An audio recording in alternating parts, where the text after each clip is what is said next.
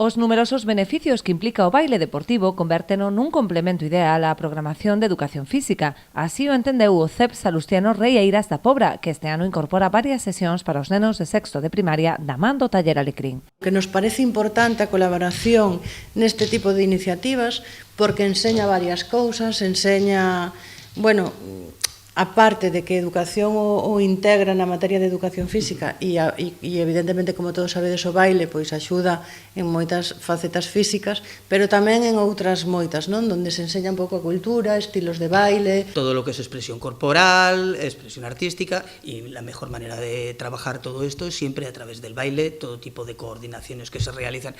Entonces, no solo la parte que doy yo, sino que si para esto además te viene un profesional que te está dando una clase, pues muchísimo mejor. A mí me pareció una idea estupendísima. Entonces elegimos los niños de sexto para que hicieran, porque además transmiten no solo los valores de coordinación y físico, sino también de coeducación, de cooperativismo entre los niños, para que a ellos les va fenomenal.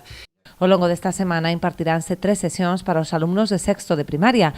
Aprenderán os pasos e composicións coreográficas de 2 modalidades estándar e 2 latinas para concluir cun simulacro de concurso de baile. 2 bailes estándar, que son o vals inglés e o vals vienés, na primeira sesión, e na segunda sesión vamos desenvolver rumba e cha-cha-cha.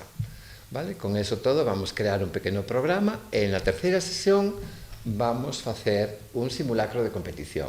É dicir, os rapaces dentro da clase xogan xa a competir con os criterios suaves.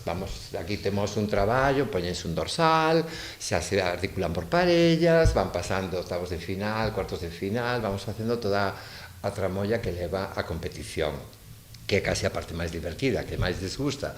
Obviamente todo o traballo técnico moitas veces non é fácil entregalo.